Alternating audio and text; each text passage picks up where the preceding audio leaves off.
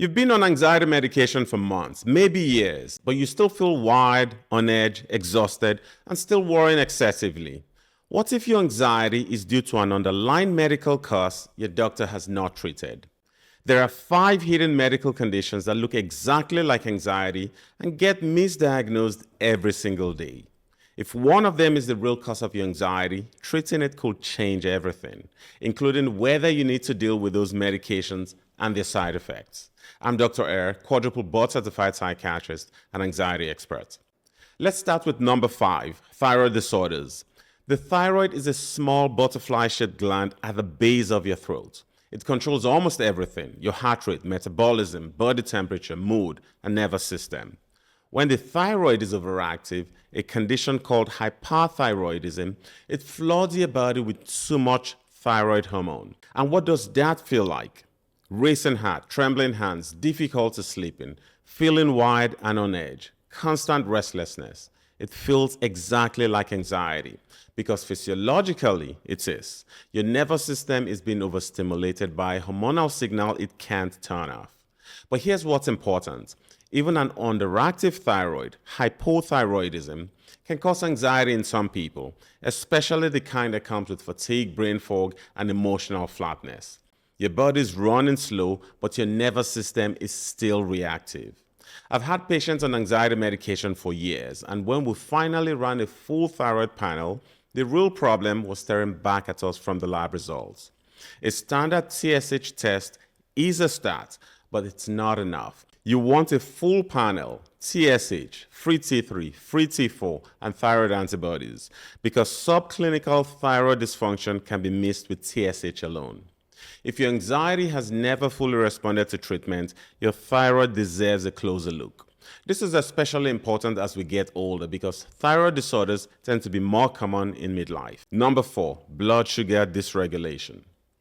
Have you ever noticed your anxiety spikes when you skip a meal or about an hour after a sugary snack? That's not a coincidence. Think of your blood sugar like sand in an hourglass. When it flows steadily, your brain stays calm.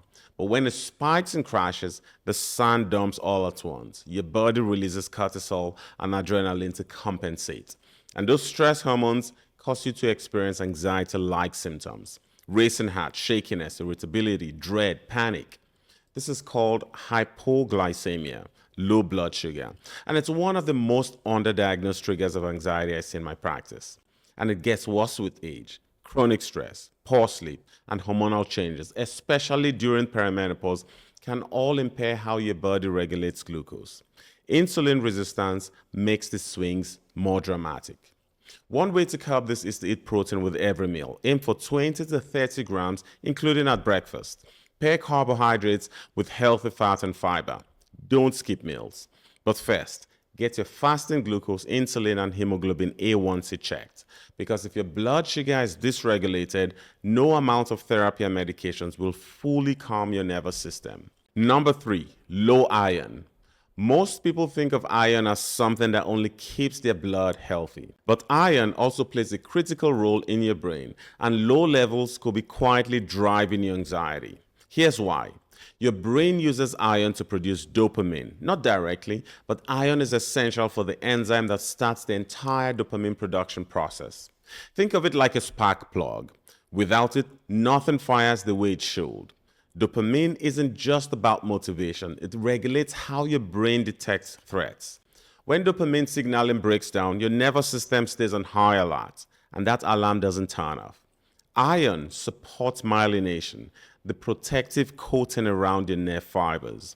When that coating is compromised, the signals that are supposed to calm your stress response start to misfire. Here's what makes this so easy to miss.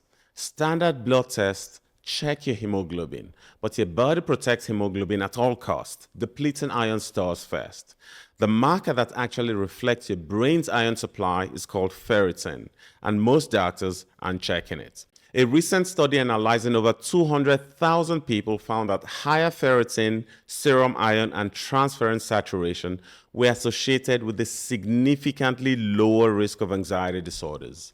So if your anxiety hasn't responded to standard treatment, ask your doctor for a full iron panel: serum iron, ferritin, and transferrin saturation. Now on to number 2, sleep apnea. This one comes as a surprise to many people. Sleep apnea is a condition where your breathing repeatedly stops and starts during sleep. Most people think of it as a snoring problem, a sleep problem.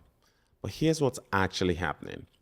Every time your breathing pauses, your brain registers it as a threat. Your body releases a surge of cortisol and adrenaline, the stress hormones. This happens dozens, sometimes hundreds of times at night. You wake up feeling like you've been in a fight. Your nervous system has been in threat mode for 8 hours straight. Over time, this creates a chronically dysregulated stress response. Your cortisol rhythm gets disrupted. Your brain doesn't get the deep sleep it needs to detoxify and reset. And your anxiety, especially morning anxiety and that wired but exhausted feeling, gets worse and worse. This becomes more common as we get older. Weight changes, hormonal shifts, and changes in muscle tone all increase the risk. But I've seen sleep apnea in people in their 30s who are otherwise healthy. If you wake up exhausted, have brain fog, snore, or feel anxious first thing in the morning, ask your doctor about a sleep study. It could change everything.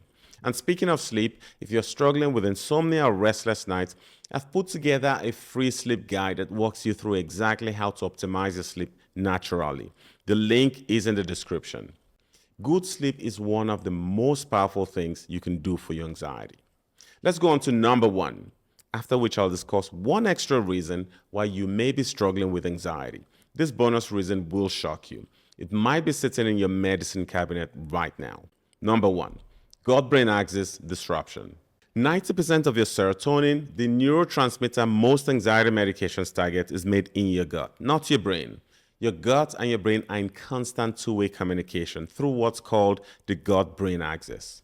When your gut is inflamed, imbalanced, or struggling, your brain feels it directly. Research shows that people with anxiety often have significantly altered gut microbiomes. The diversity of beneficial bacteria is lower.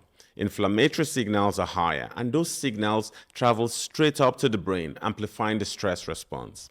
Think of it like this. Your gut is sending your brain a constant weather report. When the gut is calm, the report says clear skies. When it's inflamed, the report says storm warning, and your nervous system responds accordingly. Processed foods, excess sugar, alcohol, chronic stress, and long-term use of NSAIDs like ibuprofen all disrupt the gut microbiome. And the damage is often silent, no obvious digestive symptoms, while the anxiety quietly worsens. Fermented foods like kefir, sauerkraut, and plain yogurt help restore balance. A high-quality probiotic with research-backed strains, specifically lactobacillus and bifidobacterium, has been shown in studies to significantly reduce anxiety scores in just 8 weeks. Your gut is not separate from your mental health. It is part of your mental health. I promised you a 6th one, and this one might be the most overlooked of all. Medications. Some of the most commonly prescribed medications can cause or worsen anxiety as a side effect. Stimulants, including some ADHD medications, can overstimulate the nervous system. Certain thyroid medications, if the dose is too high, can trigger anxiety symptoms. Some blood pressure medications, decongestants, steroids, and even certain antidepressants, especially early in treatment, can increase anxiety before they reduce it. And here's what makes this so easy to miss. When anxiety worsens after starting a new medication, most people assume the anxiety is just getting worse. They don't connect it to the pill they started a few days ago. One of the most common medications prescribed for anxiety is a well-known culprit for initially worsening your anxiety before things get better. Check out the next video to learn more.